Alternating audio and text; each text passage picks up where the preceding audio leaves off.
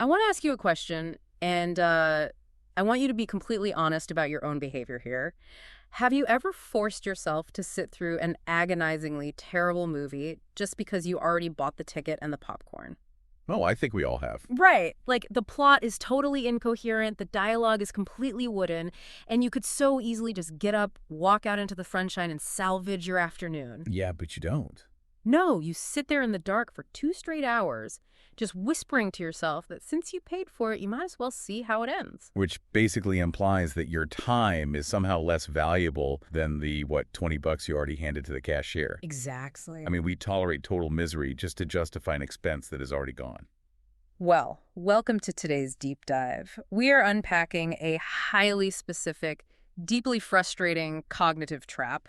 Basically, the human compulsion to throw good money, good time, and good effort after bad. It's a universal problem, really. It is, and to figure out the mechanics of why you, me, and otherwise hyper-rational people do this, we are synthesizing two very different sources today. And they are quite different. Yeah, the first is this really fascinating 1985 psychology paper by researchers Hal Arkes and Catherine Blumer.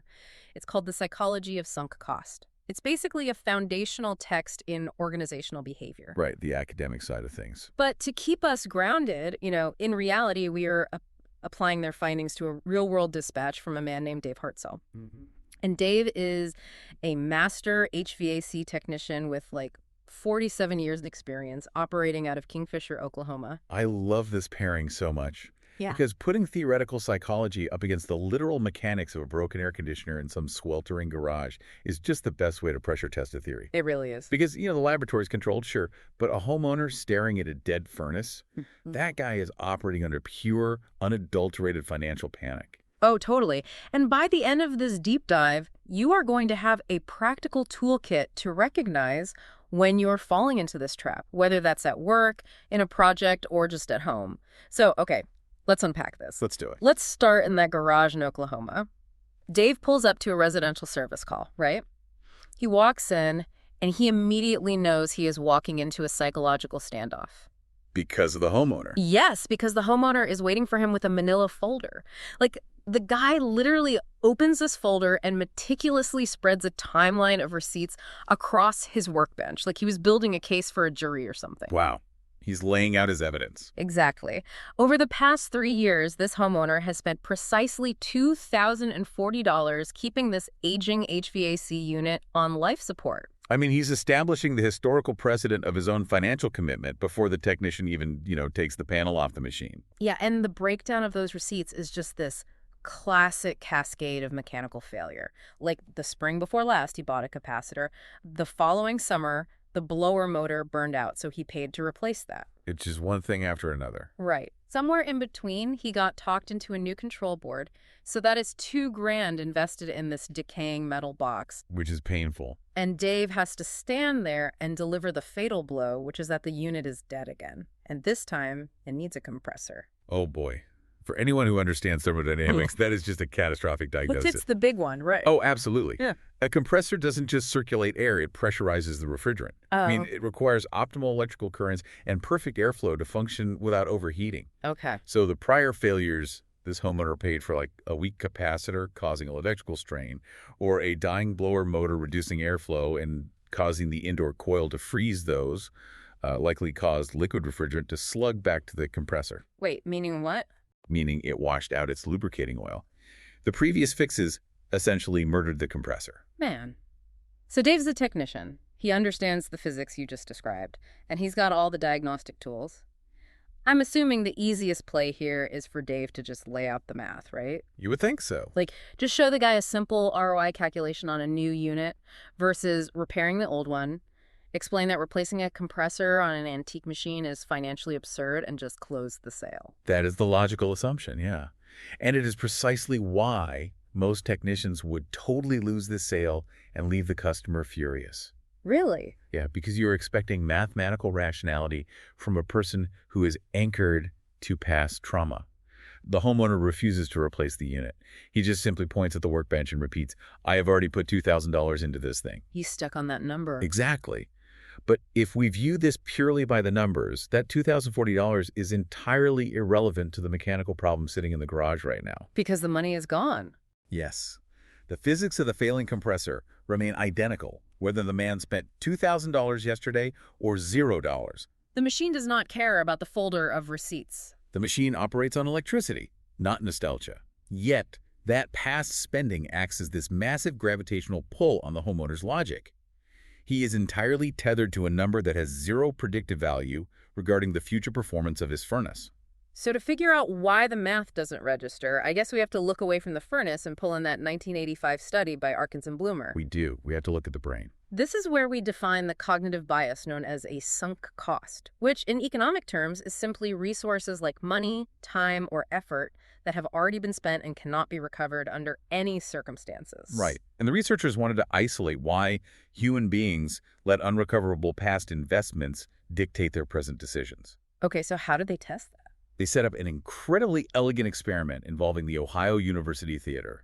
They sold season tickets at 3 different price points, totally randomly. Group A paid the full $15. Okay. Group B received a small discount. They paid $13. And Group C received a massive discount, paying only $2. But they all get the same seats. Yes. Crucially, the tickets provided the exact same access to the exact same plays. Okay, so they tracked attendance throughout the season to see who actually showed up. Right. And the data revealed a massive divergence during the winter months, specifically when a severe blizzard hit the area. This is the best part of the study. Yeah, the people in Group A, the ones who paid the full $15, were far more likely to trudge out into dangerous freezing conditions to attend a show than the people who got the tickets for $2. Which creates a fascinating paradox if you think about it. The environmental hazard was identical for everyone. Right? The roads were equally icy. The cost of the ticket had already been absorbed by all the participants. Yet, the individuals who paid full price willfully subjected themselves to physical danger. Okay, wait, this is where my brain hits a wall. The snow is just as dangerous for both groups, and the ticket is paid for either way. Going to the theater does not magically deposit $15 back into their bank accounts. They aren't recouping the investment by sitting in the auditorium. So why on earth risk a car crash in a blizzard? Well, what's fascinating here is that Arkes and Blumer suggest we have to look at the evolutionary and psychological mechanisms of loss aversion. Loss aversion. Yeah, the human brain is wired to experience the pain of losing a resource far more acutely than the pleasure of gaining one. But more importantly, the people who paid full price were terrified of the cognitive dissonance associated with waste. Waste. Yes, if they stayed home, warm and safe, they would be forced to cognitively categorize that $15 as wasted. Trudging through the snow allowed them to preserve a narrative where they were shrewd consumers who extracted value from their purchase. Oh, wow. So they are risking their physical safety to avoid an uncomfortable feeling of failure in their own minds? But like they're trying to retroactively justify the initial purchase. Precisely. The theater goers are throwing good effort after bad money. They are letting the ghost of a past transaction dictate their current risk assessment. Which brings us directly back to the garage in Oklahoma. The man with the folder of receipts is basically standing in his own psychological blizzard. That is a great way to put it. Right. He isn't evaluating the compressor based on its mechanical utility. He is evaluating it as a tool to retroactively save the $2,000 he already spent. He is operating under the gambler's fallacy. He views those receipts not as an expense report, but as chips he has already pushed into the center of the poker table. Oh, yeah. He believes that buying the compressor is the river car that will win the pot back. But Dave Hartzell, the HVAC guy, he realizes the stark reality of the situation. Repairing the compressor will not redeem that past $2,000. Not at all. If the homeowner buys the compressor, he doesn't get his previous money back. He simply turns a $2,000 loss into a $3,000 or $4,000 loss. And eventually, all of that capital, the old money and the new money, will just be buried at the junkyard inside the exact same dead machine when the next part inevitably fails. Here's where it gets really interesting, though. If Dave can see this clearly, the logical move would be to point at the folder and just say, hey, man, those past repairs were a waste of money. The machine is garbage. Time to move on. Right. Just state the facts. Yeah, but Dave notes that attacking the receipts is the absolute worst strategy you can deploy. Why is that actually the worst thing you could say to him? Because you aren't just attacking the math, You are attacking the man's agency. We have to recognize what that manila folder actually represents. Okay, what is it? Psychologically speaking, it is the physical manifestation of his ego.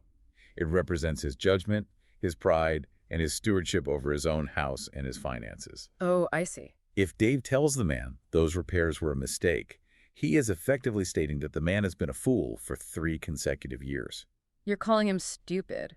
You are telling him his decision-making process is fundamentally flawed. And human nature practically guarantees a backfire effect in that scenario.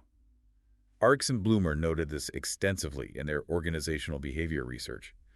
When corporate executives are told a project they launched is failing, they rarely shut it down. What do? Instead, they pour millions more into it. They double down. In the garage, if Dave insults the man's past judgment, the homeowner will likely buy that ridiculously expensive compressor out of pure spite. Just to prove him wrong. Exactly. He will double down on a terrible financial decision just to prove to the technician and to himself that his earlier money wasn't wasted. He would literally rather lose another $2,000 than admit the first $2,000 was a miscalculation. And if we connect this to the bigger picture, we all have our own versions of that manila folder. I mean, consider the interpersonal dynamics of a failing relationship. Oh, sure. People will stay for years miserable, Yeah. justifying it by citing how much time they have already invested in the partnership. Or look at entrepreneurs who keep pouring their life savings into a business model that clearly isn't scaling. Or like a development team at work that stubbornly defends a broken software system just because they spent 6 months trying to implement it. Exactly. Admitting defeat in any of those scenarios feels like a retroactive attack on our past intelligence. We defend the failing project or the bad relationship or the broken furnace because we are desperately trying to protect the reputation of our past selves. The ego demands validation, even if it leads to, financial or emotional ruin. Yes. So this presents a massive problem for Dave. Facts and math are useless because they trigger cognitive dissonance. Attacking the past makes the customer double down out of spite. Right. So how on earth did an HVAC technician convince a man trapped by his own ego to actually authorize a complete system replacement? Well, this is where Dave shifts from mechanical diagnostics to behavioral psychology. Yeah. He realizes he cannot fight the folder, so he has to disarm it. It's such a brilliant interpersonal move. Dave didn't attack the receipts. He actually validated them out loud. Yeah. He took the weight of the past off the man's shoulders. He really did. Dave looked at the man and told him that every single repair in that folder was the absolute correct call at the time, based on the information the man had available. Which is technically true. Right. Dave points out that the capacitor bought the family real years of heat. The blower motor kept the house warm through another winter. He tells him the money did exactly what it was supposed to do. Look at the underlying logic there. Dave is actively removing the stigma of the sunk cost.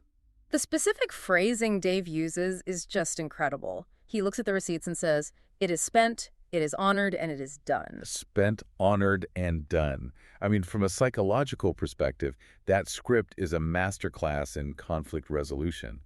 By honoring the past, Dave completely neutralizes the ego threat. He disarms him. Yes, he is telling the homeowner, you are a good steward of your property. You made highly rational choices with the data you possessed.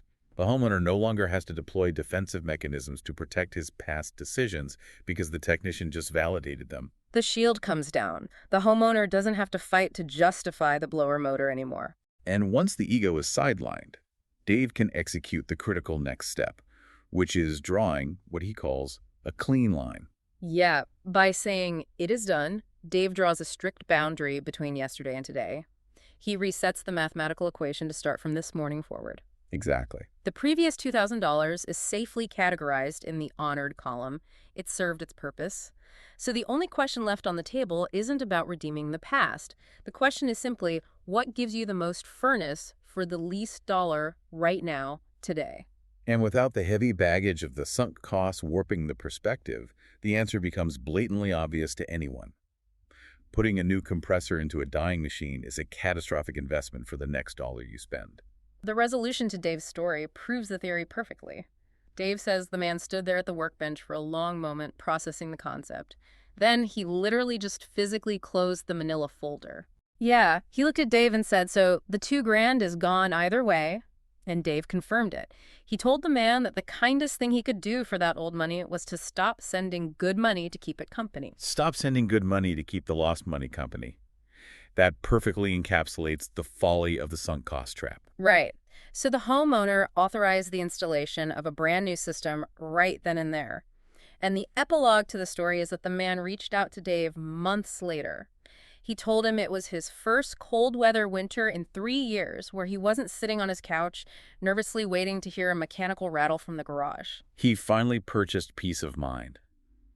But he could only access it once he consciously let go of the need to redeem his past investments. So we have covered broken compressors, organizational behavior, and theatergoers braving blizzards. A lot of ground today. So what does this all mean? The core lesson here is identifying when a sunk cost is operating as a ghost in our decision-making architecture. Money already spent, time already passed, effort already expended, it is gone. It's completely gone. It cannot be brought back to life by sacrificing more resources to it. The most optimized decisions, whether in finance, business, or just daily life, must always originate from the next dollar or the next hour, never the last one. So for you listening, the next time you find yourself tallying up the sheer volume of resources you have already poured into a failing endeavor, whether that is a stalled project, a tough situation, or a home renovation that is bleeding you dry, you need to act like Dave. Yes, internalize that script. You must honor your own past effort. Acknowledge that you made the best strategic choice you could at the time, given the data you had. Acknowledge that the time or money served a purpose for that specific phase of your life. And then intentionally set it down. Draw your own clean line and decide forward. I love that. And just to leave you with one final provocative thought to chew on as we wrap up, we have analyzed how sunk costs dictate our wallets and our physical risks. But what if we applied Dave's clean line mechanism to the abstract world of our personal beliefs? Oh, applying loss aversion to ideology. That's a fascinating leap. Think about the cognitive energy we spend violently defending a specific political ideology, a social worldview, or even just a deeply held opinion about how the world works. Right. Often we defend these paradigms not because the current evidence supports them, but because we have already invested years of our identity into them. We've built a whole folder of receipts. Exactly. What if, instead of doubling down out of intellectual pride when presented with new facts, we just looked at our past views and honored them? What if we said, that belief was the right call for me based on the info I had at the time. It is spent, honored, and done. Completely removes the ego from the process of intellectual evolution. You wouldn't be admitting defeat, you would just be acknowledging an upgrade in your operating system. If we could consistently draw that clean line, we might find ourselves infinitely more willing to change our minds today. I encourage you, as you go about your week, to look for the invisible manila folders sitting on the workbench of your own mind. What psychological receipts are you stubbornly carrying around? And what clarity might you find if you finally just close the folder?